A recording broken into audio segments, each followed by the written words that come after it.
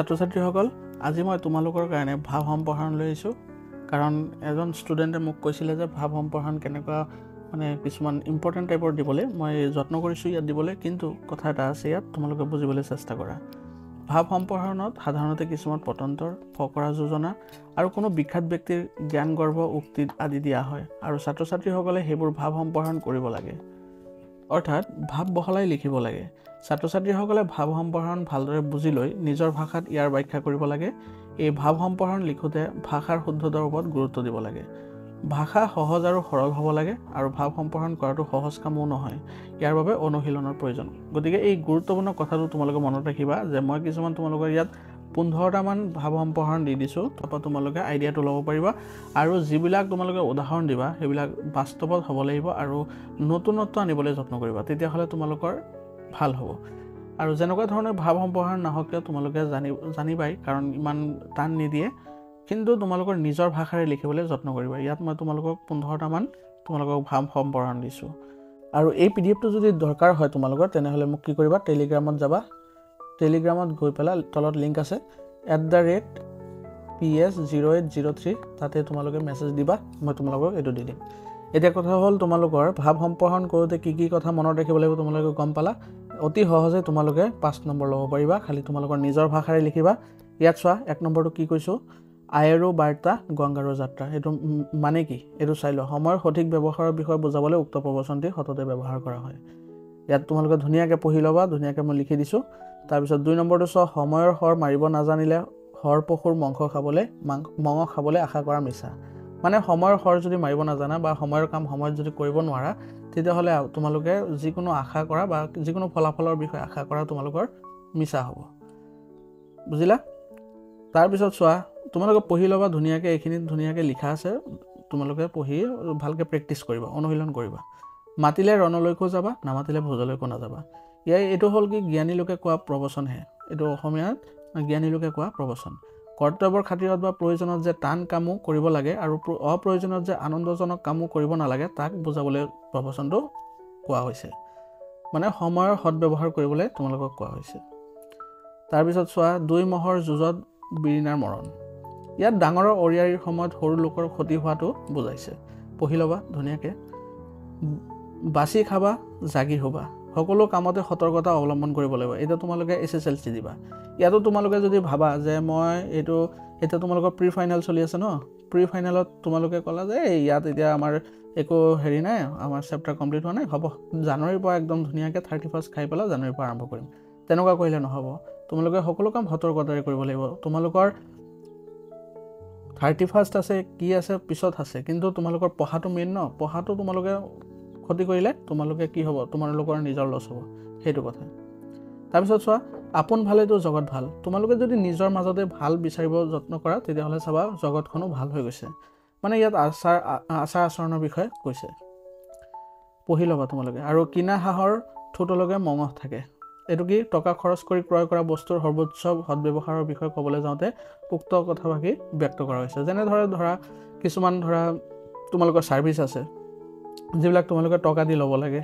সেইবিলাক টকা দি তোমালোকে কৰিলে তোমালোকে ভাবা সেইটোত বেছি ইম্পৰ্টেণ্ট বস্তু পোৱা যাব যেনেকৈ ধৰা মোৰ চেনেলটোতে তোমালোকে ফ্ৰী বহুত বস্তু পাই আছা কিন্তু ইয়াত তোমালোকে অলপ মানে মেছেজ দিবলৈ বা ক'বলৈও টান পোৱা কাৰণ ইয়াত সকলো বস্তু কিহত পাই আছা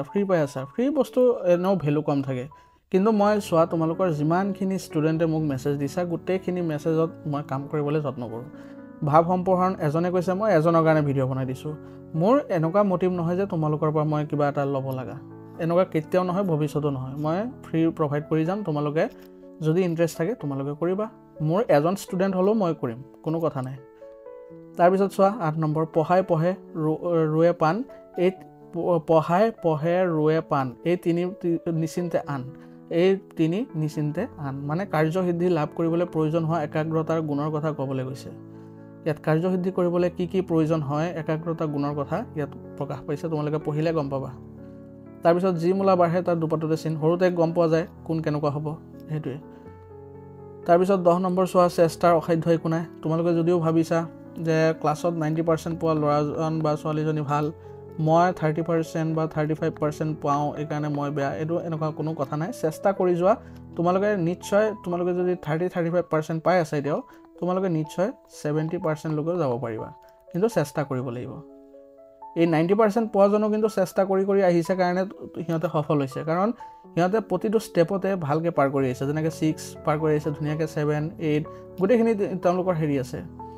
এইখিনি গোটেইখিনি জ্ঞান লাভ কৰি আহিছে কিন্তু তোমালোকে এইখিনিত কি কৰিলা ফাংফুং কৰিলা এইখিনি জ্ঞান নললা এতিয়া 10ত আহি পেলাই তোমালোকৰতো অলপ অসুবিধা হ'বই কাৰণ তোমালোকে আকৌ সৰুৰ পৰা শিকিব লগা হৈ আছে কিন্তু এতিয়া তোমালোকে কষ্ট কৰা তোমালোকে নিশ্চয় পাৰিবা এজন এভাৰেজ ষ্টুডেণ্টও ভাল ৰিজাল্ট কৰিব পাৰে যদিহে একাগ্ৰতা বজাই ৰাখিব পাৰে বা চেষ্টা কৰে এইখিনি কথা মনত ৰাখিবা তাৰপিছত 11 নম্বৰ যত্ন কৰিলে ৰত্ন পায় যদি উন্নতি কৰিব বিচাৰা তেতিয়াহ'লে তোমাৰ যত্ন বা চেষ্টাৰ গুৰুত্বৰ বিষয়ে ক'বই লাগিব তোমালোকে চেষ্টা কৰিবই লাগিব তাৰপিছত চোৱা ৰাইজে নখ জোকাইলে নৈ বয় উক্ত কথাভাষী মানে কি অসমীয়া ভাষাত বহুলভাৱে ব্যৱহাৰ হোৱা এটি প্ৰবচন মানে সমজুৱাভাৱে কাম কৰিলে যে জটিল কামো সহজ হৈ পৰে তাকে উদাহৰণ মানে এতিয়া ধৰা তোমালোকৰ কিবা এটা অসুবিধা হৈছে তোমালোকে মোক কলা মেছেজত দিলা যে এইটো বস্তু মই অসুবিধা পাই আছোঁ এইটোৰ বিষয়ে আপুনি কিবা এটা ভিডিঅ' বনাই দিয়ক বা আমাক প্ৰভাইড কৰক কিবা এটা PDF হ'লো মই তোমালোক দি দিওঁ এইটোৰ কাৰণে তুমি এজনে কোৱা বস্তুটো কেইজনে পাই আছে মোৰ চেনেলৰ জৰিয়তে ইয়াৰ পৰা 4জনে উপকৃত হৈছে এই 4জনে আকৌ 3জনক দিব উপকৃত হ'বনে নাই ঠিক তেনেকৈ ভাবিব লাগিব সমাজত উন্নতি কৰিব হ'লে নিজৰ কথা নহয় তুমি পৰৰ কথাও ভাবিব লাগিব তেতিয়াহে উন্নতি হ'ব তাৰপিছত চোৱা অতি ভক্তি চুৰৰ লক্ষণ বেছি নমনীয় বা সাধুতা দেখুৱাটো তোমালোকে ভাবিব লাগিব যে সেইটো কিবা এটা লুকাই আছে এইটো পঢ়ি ল'বা তাৰপিছত চোৱা বহিব জানিলে মাটিয়ে পিৰা খাব জানিলে চাউলে চিৰা এতিয়া তোমালোকৰ ঘৰত ক'বা ইনভাৰ্টাৰ নাই আমাৰ লাইন গ'লে লাইট অফ হ'লে আমি পঢ়িব নোৱাৰোঁ এইটো মিছা কথা কাৰণ কিয় তোমালোকৰ লাইট নাই কিন্তু তোমালোকে চাকি বা তোমালোকৰ কি চাৰ্জাৰ লেম্প এইবিলাক চলাইও তোমালোকে পঢ়িব পাৰা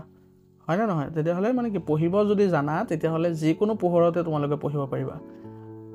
মোৰ যদি ভিডিঅ' বনাবলৈ মন নাই মই তোমালোকক কেতিয়াও দিব নোৱাৰোঁ কিন্তু মই মোৰ নিজৰ কামখিনি কৰি আহিও তোমালোকৰ কাৰণে ভিডিঅ' বনাওঁ যেন তোমালোকৰ কিবা এটা উপকৃত হওক এইটো মোৰ কাৰণে চিন্তা কৰা নহয় তোমালোকৰ কাৰণে চিন্তা কৰা হৈছে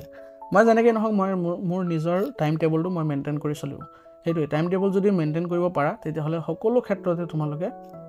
পাৰিবাই সফল হ'ব বা তোমালোকে সেইখিনি ৰিজাল্ট কৰিব পাৰিবাই সেইটো চিন্তাই নকৰিবা কোনো কাম কথা বা অৱস্থা ভাল বেয়া মানুহৰ দৃষ্টিভংগীৰ ওপৰত নিৰ্ভৰ কৰে বুজিলা তোমাৰ যদি দৃষ্টিভংগী আছে পঢ়াৰ তে পঢ়িবই পাৰিবা মোৰ যদি ভিডিঅ' বনোৱাৰ দৃষ্টিভংগী থাকে মই ৰাতি 12টা 1টালৈকে বনাব পাৰিম কোনো কথা নাই তাৰপিছত চোৱা লাষ্টৰটো সোণৰ জেউতি অমান্য কৰিলে নকমে যেনেকৈ ধৰা মূল্যৱান বস্তুক যদি ওলাই কৰিলেও বা তাৰ গুণ কোনো কমেই নকমে মানে কোনো এটা বস্তু তোমাৰ বিদ্যা আছে তোমাৰ জ্ঞান আছে তুমি যদি জ্ঞানটো আনক যদি ভাগ বতৰা কৰি দিয়া তেতিয়াহ'লে সেই জ্ঞানটো নকমে বৰঞ্চ তোমাৰ জ্ঞানৰ চৰ্চা বাঢ়ি পেলাই আৰু তুমি উন্নতি কৰিব পাৰিবা বা সেই বস্তুটো তোমাৰ চিৰস্থায়ী হ'ব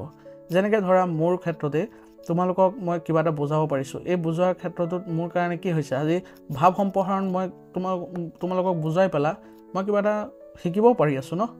কাৰণ তোমালোকক দিয়াৰ আগত মই নিজে পঢ়িব লাগিব ন তোমালোকক মই অধ্যয়ন কৰি পেলাইহে দিব লাগিব ইয়াত কিছুমান তোমালোকৰ প্ৰিণ্টিং মিষ্টেক থাকিব পাৰে তোমালোকে সেইখিনি মোক আঙুলিয়াই দিবা আৰু এই PDFটোৰ কাৰণে তোমালোকক মই আগতেই কৈছোঁ আৰু পাই যাবা PDF টেলিগ্ৰামত যাবা যদি ভিডিঅ'টো ভাল লাগিছে লাইক কৰি দিবা আৰু শ্বেয়াৰ কৰিবা যদি তোমালোকৰ ভাবা এইখিনি শ্বেয়াৰ কৰিলে তোমালোকৰ কিবা এটা ভাল হয় বা তোমাৰ লগৰজনৰ ভাল হয় তেতিয়াহ'লে শ্বেয়াৰ কৰিবা আৰু চেনেলত যদি নতুন হৈ আহিছে চেনেলটো ছাবস্ক্ৰাইব কৰি ল'বা আৰু কমেণ্টত তোমালোকে যি তোমালোকৰ অসুবিধা আছে মই তোমালোকক এই জানুৱাৰী ফেব্ৰুৱাৰীৰ আগত মানে ধৰা মেট্ৰিকৰ SSLC আগতে গোটেইখিনি মই কৰি দিব চেষ্টা কৰিম যি কাম মই কৰোঁ বা নকৰোঁ তোমালোকক মই যিমান ডাউটছ আছে প্ৰব্লেম আছে সেইবিলাক মই ক্লিয়াৰ কৰি দিম ঠিক আছে তোমালোকে মেছেজ দিবা এটা মেছেজতো মই কাম কৰোঁ দেখিছা নহয় এজনে কৈছে খালি ভাৱ সম্প্ৰসাৰণ এজনে কৈছে অকল এজনে কোৱাৰ কাৰণে মই ভিডিঅ'টো বনাইছোঁ ধন্যবাদ